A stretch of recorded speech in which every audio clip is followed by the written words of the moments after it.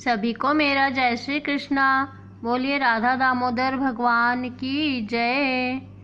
अगर आप पूरे महीने कार्तिक नहीं कर सकते हैं तो आखिरी के गो अष्टमी से लेकर और कार्तिक की पूर्णिमा तक व्रत उपवास और भजन पूजन करने से, कथा कहानी सुनने से ही कार्तिक का पूरा फल प्राप्त हो जाता है। पशुतीर्थी का व्रत गो अष्टमी से ही चालू कर देना चाहिए।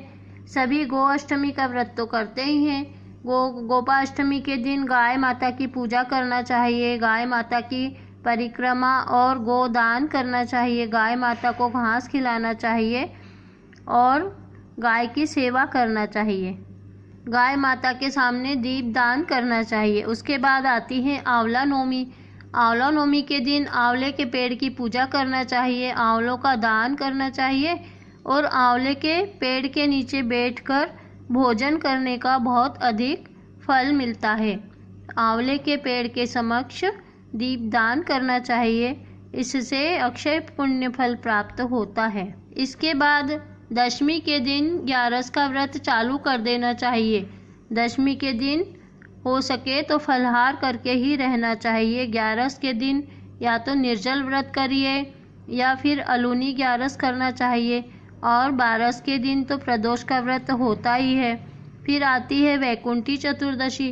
वैकुंठी चतुर्दशी के दिन दीपदान का बहुत अधिक महत्व है। इस दिन तांबे के दियों में 33 बातियां लगाकर प्रज्वलित करना चाहिए और इस दिन दीपदान करने वालों के लिए सीधे वैकुंठ धाम के द्वार खुले मिलते हैं और श्री भगवान श्री हरि नारायण वैकुंठ में इस दिन निवास करके और अपने सभी भक्तों का उद्धार कर देते हैं।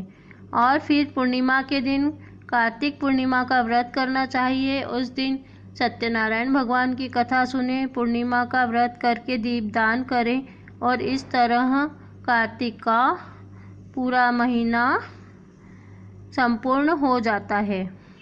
आज मैं पंचतीर्थी में जो खास कहानियाँ बोली जाती है वो कहानियाँ मैं आपको सुनाने जा रही हूँ।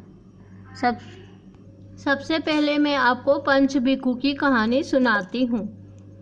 एक साहूकार का बेटा की बहू थी जी की बहुत सुधिया उठकर कार्तिक के महीने में रोजीना गंगा जी नहाने जाती थी।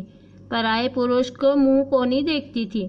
एक राजा को लड़को थो जी की भी रोजीना गंगा जी नहाने जातो और सोचतो कि मैं इतनी सुधिया नहाने आऊँ हूँ तो भी मेरे से पहले कौन नहा लेवे है।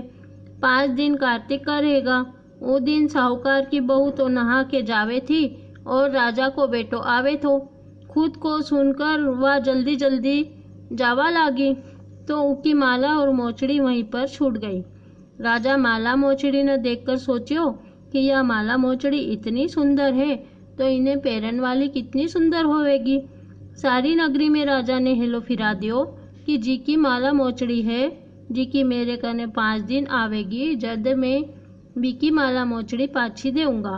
साहूकार के बेटा की बहू को हा दियो कि मैं 5 दिन आऊंगी, पण कोई न साग भरण खातर बैठा दियो।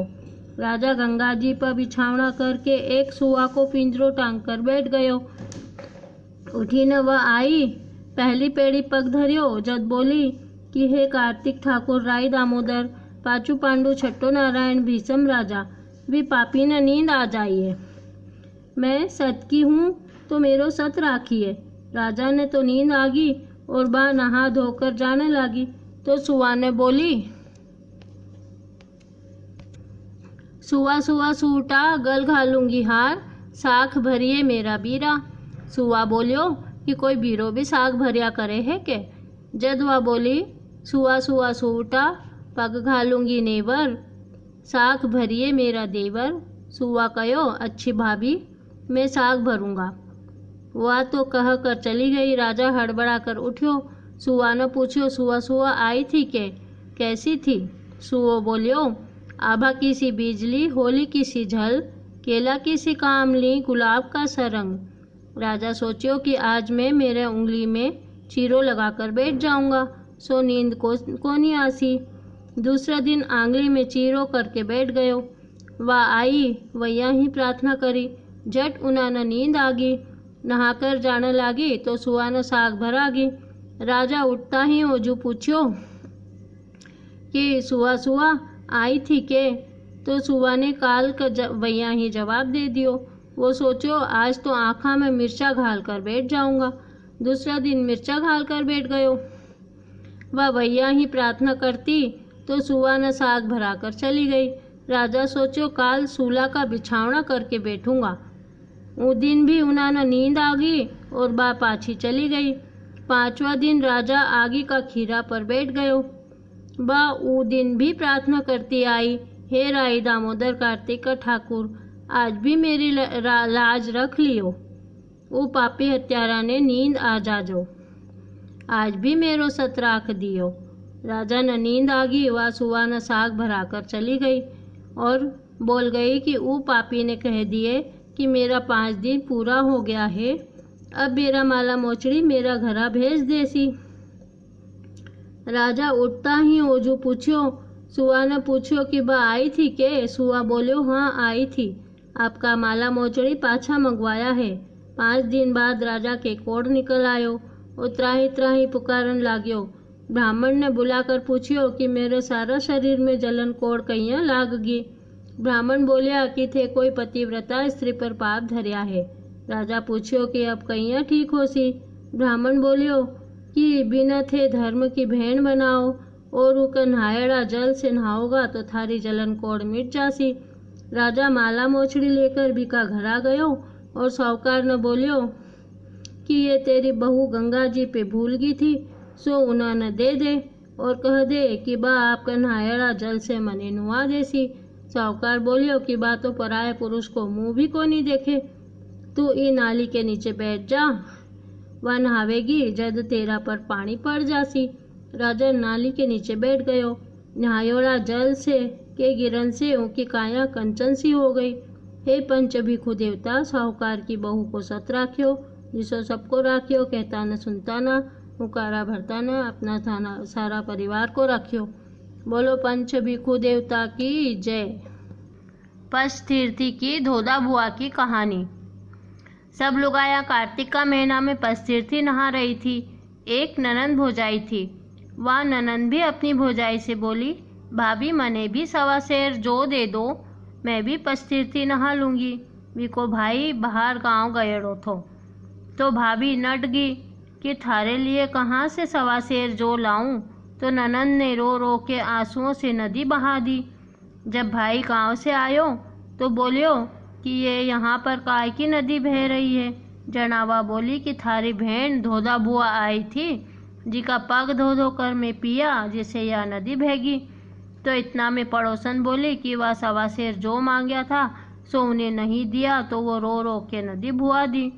थोड़ा दिन बाद वो आकर उदास होकर बैठ गयो। लुगाई बोली, उठो जी रोटी खाओ। तो वो बोलियो, भली आदमन काय की रोटी खावा। वह बोली, काई बात है जैसी कह दो। तो वो बोलियो, केवा की बात ही नहीं है। वह बोली, काई हो गयो।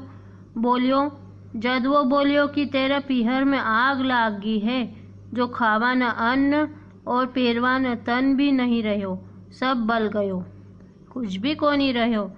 जदवा बोली, गाड़ो ले जाओ, उमा गेहूँ गुड़ चना जौ बिस्तर और घी को डब्बो और सारो सामान भर दियो।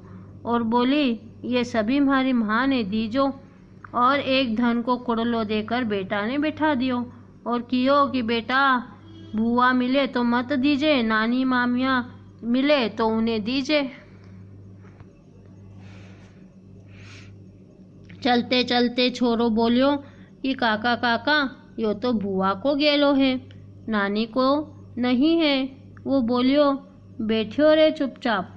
फिर थोड़ी देर में घर पहुंच गयो। पड़ोसन बोली, भौजाई तो 1.25 सेर जो नहीं दिया और भाई तो खूब गाड़ो भर कर धन लायो है। छोरा ने कहो, यो धन को कुड़लो भी बुआ ने दे दे, जबरदस्ती आपकी भेंट ने दिला दियो। वापस आयो तो लुगाई ने कड़ी खिचड़ी बनाई थी, उनमें खूब घेरो घेरो घी डालकर उन्हें दियो। तो जिमवा लाग्यो तो छोरो बोलियो, कह दूं काका। तो वो बोलियो, चुप रे, रोटी खा लेने दे, फिर बोलियो। कह दूँ काका? चुप कर। फिर थोड़ी देर में बोलियो काका कह दूँ। फिर वो बोलियो चुप कर, पेट भरने में आयो। कह दे। लुगाई पूछी बेटा मामी मासी ने मिली थी?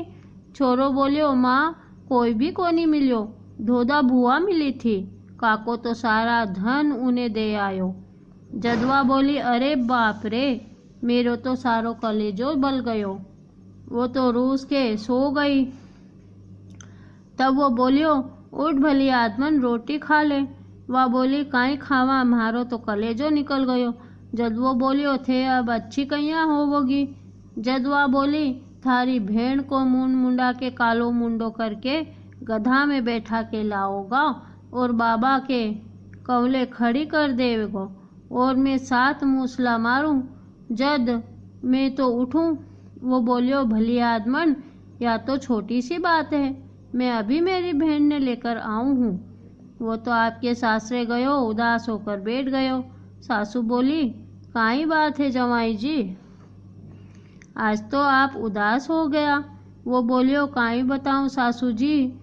बोली जैसी बात बताओ। जद वो बोलियो थारी बेटी की हालत बहुत खराब है, सबने बता दियो ठीक ही कोनी होवे।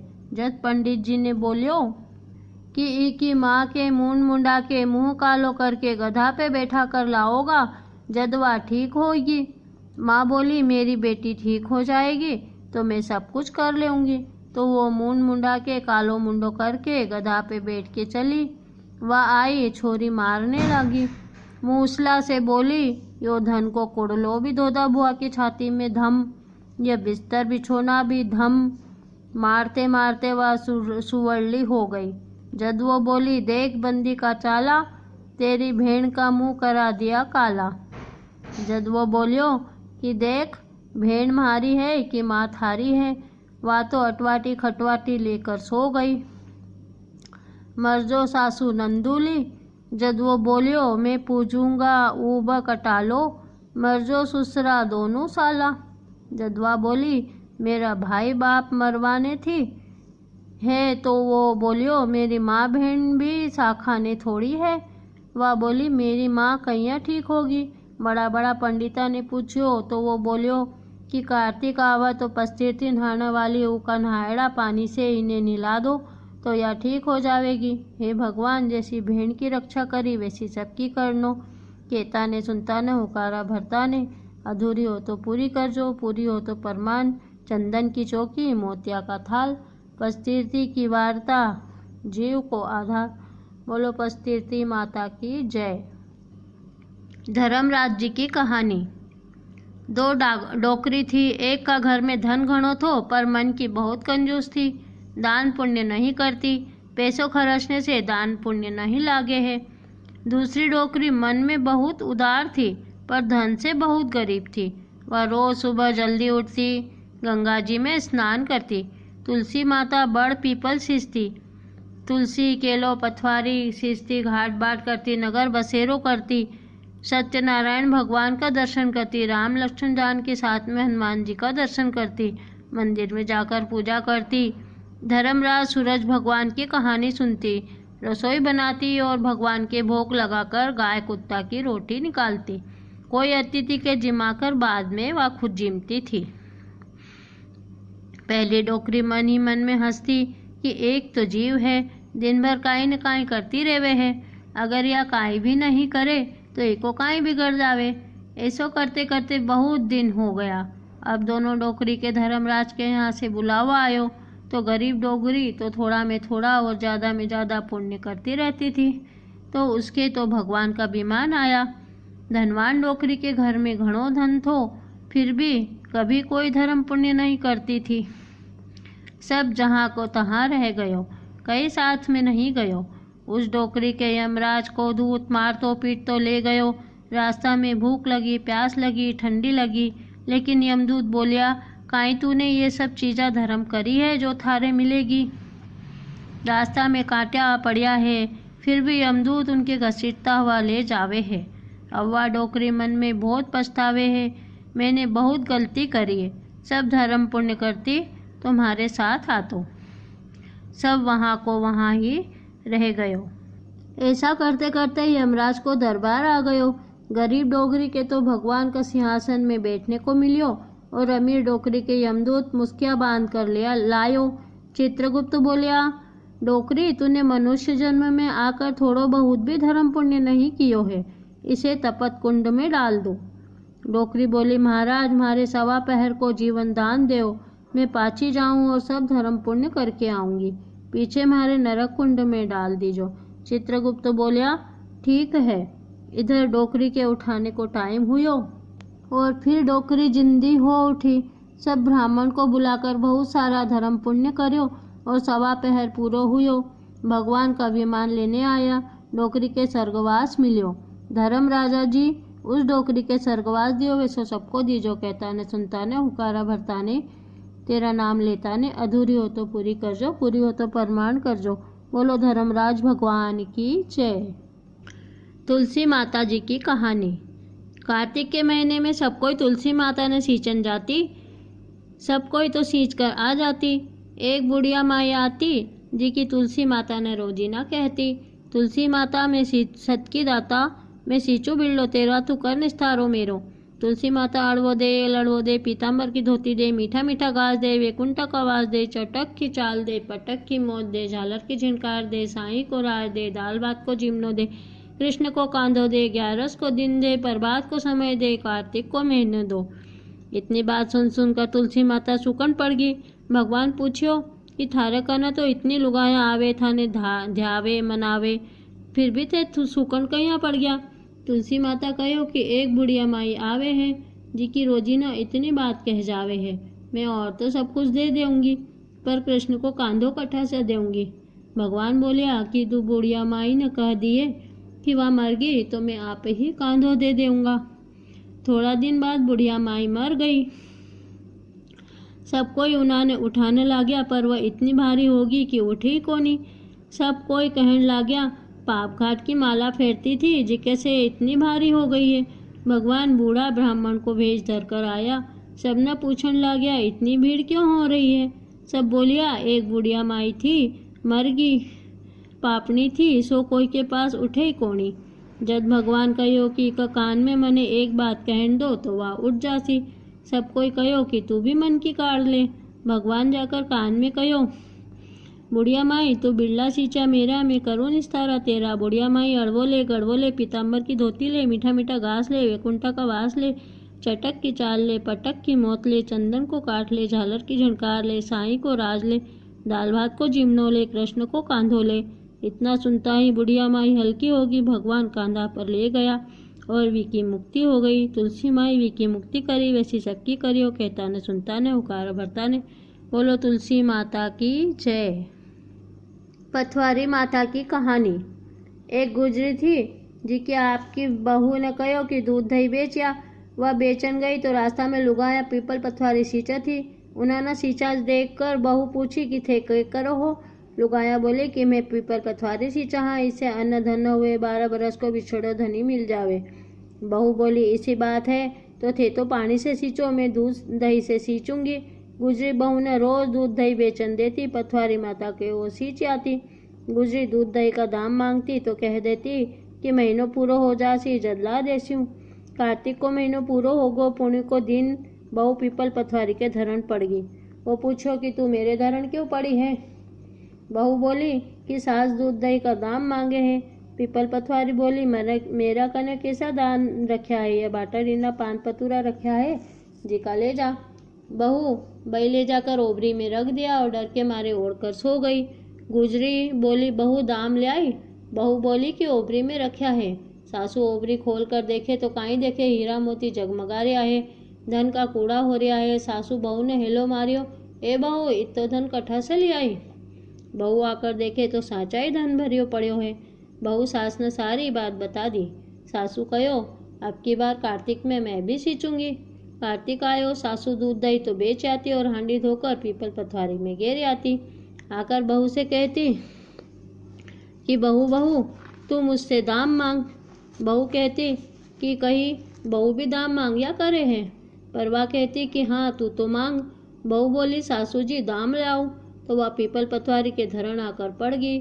सासू ने भी भाटा डीना पान पतूरा दे दिया, वह ले जाकर ओबरी में रख दिया। बहू खोल कर देखे तो कीड़ा मकोड़ा कल बलावे हैं।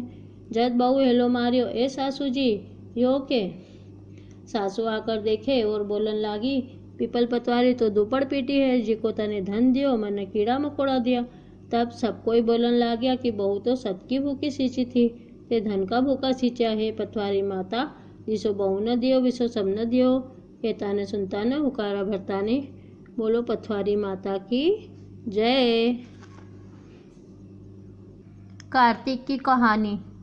एक सेठ सेठानी थे। वो कार्तिक के महीने में बहुत जल्दी उठकर ब्रह्म मुहूर्त में नहाते थे। तुलसी पीपल केला पतवारी सींचते, घाट बाट करते, नगर बिसेरा करते और सत्यनारायण भगवान के दर्शन करते। पीपल पतवारी सींचते, सूर्य भगवान को अर्घ्य देकर धर्मराज की कहानी सुनते और फिर भोजन करते थे। इस तरह वह हर साल कार्तिक के महीने में कार्तिक स्नान किया करते थे।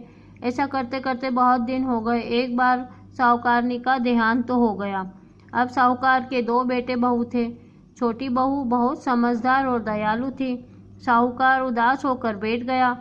तब छोटी बहू ने पूछा कि ससुर जी आप उदास होकर क्यों बैठ गए हो? तो ससुर जी ने कहा कि इस साल मेरा कार्तिक के महीने में कौन नीति नियम निभाएगा? तो छोटी बहू ने कहा कि ससुर जी आप चिंता मत करो, मैं आपका कार्तिक का नित्य नियम निभा दूंगी। अब कार्तिक का महीना आया तो छोटी बहू जल्दी उठकर ससुर जी के लिए पूजा की पूरी तैयारी कर देती, भगवान का प्रसाद बना देती और भगवान के सारे फूल पत्ती इकट्ठे कर देती और ससुर जी के लिए पूजा की पूरी तैयारी कर देती थी। इस तरह वो ससुर जी के साथ में पूरे महीने कार्तिक नहाई और ससुर जी का पूरा नित्य नेम निभा दिया। ससुर जी की धोती धोकर वो दरवाजे पर सुखा देती थी तो घर में खूब हीरो मोती के ढेर लग जाते थे। इस तरह पूरा महीना बीत गया। अब कार्तिक की पूनम का दिन आया तो ससुर जी ने कहा कि बहू बहू मुझे कार्तिक का उजमन करना है। तो बहू ने कहा कि ससुर जी खूब अन्न के भंडार भरे हैं, आप खूब उजमन कर लो। तो बहू ने खूब सारी रसोई बना दी, ब्राह्मणों को न्योता दे दिया। जब ससुर जी बड़ी बहू को न्योता देने गए तो बड़ी बहू ने कहा कि अगर तुम्हारी छोटी बहू घर से चली जाएगी तभी भी हम जीमने के लिए आएंगे। तब ससुर जी उदास होकर बैठ गए। तो छोटी बहू ने कहा कि ससुर जी आप फिर उदास होकर बैठ गए। तो ससुर जी ने कहा कि बड़ी बहू ने ऐसा कहा है। छोटी बहू ने कहा कि ठीक है कोई बात नहीं, मैं अपने खेत पर चली जाऊंगी। अब छोटी बहू ने पूरा भोजन बनाकर रख दिया और वह अपने खेत में चली गई। अब खेत में वहाँ पर जोर जोर से आवाज़ें देकर बोलने लगी, राम जी की चिड़िया राम जी का खेत, चुगलो चिड़िया भर भर पेट। इस तरह से चिड़ियों को आवाज़ लगा लगा कर चिड़ियों को इकट्ठा कर लिया। अब बहुत सारी चिड़ियाँ आकर उसके खेत में दाना चुगने लगी। जितना चिड़ियों ने दाना चुगा था उससे डबल उसके खेत में हीरे मोती जवाहरात हो गए। अब वह हीरे मोती जवाहरात समेटने लगी। इधर बड़ी बहू ने क्या किया कि वो जितना भी भोजन बनाकर गई थी सारा उन्होंने ख़त्म कर दिया और बचा कुचा कुत्ते बिल्लियों को डालकर बर्तन खाली करके और चली गई। अब छोटी बहू घर आई तो ससुराल जी को बहुत शर्म आई और वो उदास होकर बैठ गए। तो छोटी बहू ने कहा कि ससुर जी अब आप क्यों उदास हो गए हो? तो ससुर जी ने कहा कि तुम्हारे लिए बड़ी बहू ने कुछ भी नहीं छोड़ा है। जब छोटी बहू ने आकर देखा तो सारे बर्तनों में 56 प्रकार के भोजन बने हुए थे। छोटी बहू ने खूब भोजन जीमा और सारी नगरी में भोजन भी बांटने लगी। अब बड़ी बहू ने सोचा कि मैं देखती हूँ कि छोटी बहू क्या खा रही है। जब आकर देखने लगी तो छोटी बहू के घर में बहुत भंडार भरे हुए थे। तो उन्होंने पूछा कि तुम्हारे घर में इतने भंडार काहे से भर गए हैं? तो छोटी बहू ने कहा कि मुझे तो कार्तिक माता टूटी है। अब बड़ी बहू को लालच आ गया। बड़ी बहू ने कहा कि अब के मैं भी कार्तिक नहलाऊंगी। ससुर जी को बोली, कार्तिक के महीने में आप मेरे घर इस साल कार्तिक नहाना। अब कार्तिक का महीना आया तो बड़ी बहू ने कहा कि ससुर जी आप मेरे घर आ जाओ। अब ससुर जी गए तो बड़ी बहू ने उनको ना तो उनकी पूजा की तैयारी करी ना ही उनको कोई प्रसाद बना कर दिया और ना ही उनके लिए किसी तरह की कोई व्यवस्था की। इस तरह रोते झीकते ससुर जी का कार्तिक का महीना पूरा हुआ। अब कार्तिक की पूर्णिमा के दिन वो बोली कि वो ब्राह्मणों को भोजन कराना है, तो उसने ब्राह्मणों के लिए कोई किसी भी तरह की रसोई नहीं बनाई, सूखी रोटी और दाल रख दी। अब वो भी बोली कि मैं ससुर जी मैं भी खेतों में जा रही हूँ चिड़ियों को चुगाने के लिए, लेकिन उसने खेत में जाकर हुर्र हुर्र करके सारी चिड़ियों को भगा दिया और किसी को भी दाना चुगने नहीं दिया। अब उसके खेत में कुछ भी नहीं बचा। घर आकर देखे तो घर में भी कुछ भी नहीं। तब वो कार्तिक माता को दोष देने लगी और बोली कि कार्तिक माता ने छोटी बहू को तो खूब धन दौलत दिया और मुझे कुछ भी नहीं दिया। तब ससुर जी ने कहा कि छोटी बहू ने पूरा महीना भर कार्तिक का स्नान किया, नित्य नियम निभाया और तुमने तो कुछ भी नहीं किया, इसलिए कार्तिक माता छोटी बहू को टूटमान हुई है। हे कार्तिक माता, उस छोटी बहू के ऊपर टूटमान हुई और उसके घर में खूब धन के भंडार भरे। इस तरह सभी को भरना। कहता ने सुनता ने हुकारा भरता ने तेरा नाम लेता ने। बोलो कार्तिक माता की जय। लपसी तपसी की कहानी। एक लपसी था, एक तपसी था। तपसी तो भगवान की तपस्या करते और लपसी रोजिना 1.25 सेर की लपसी बनाकर भगवान के भोग लगाकर ताली हिलाकर जीम ले। तो एक दिन दोनों जना लड़न ला गया। लपसी बोलियो मैं बड़ो, तपसी बोलियो मैं बड़ो। इतना में नारद मुनि आया और पूछन लगा कि थे क्यों लड़ो हो। जब तपसी बोलियो कि मैं बड़ो, तपसी बोलियो मैं बड़ो क्योंकि मैं भगवान की तपस्या करूँ हूँ। नारद जी बोलिया कि थारो फैसलो मैं काल करूँगा। दूसरा दिन तपसी नहाकर आने लाग्यो तो नारद जी 1.25 करोड़ को मूंदड़ो तपसी के आगे घेर दियो। वो आँख खोल कर देखे तो मूंदड़ो पड़ियो है। वह उन्होंने उठाकर घोड़ा के नीचे दबा लियो और तपस्या करन लाग्यो। उठी न लपसी 1.25 सेर की लपसी बनाकर भगवान को भोग लगाकर टाली हिलाकर जीम लियो। इतना में नारद जी आया और दोनों ने कहन लाग्या कि दोनों जना पूछन लाग्या कि कौन बड़ो है। नारद जी तपसी ने कहो कि तेरो घोड़ो उठा। घोड़ो उठाता ही मूंदड़ो निकल गयो।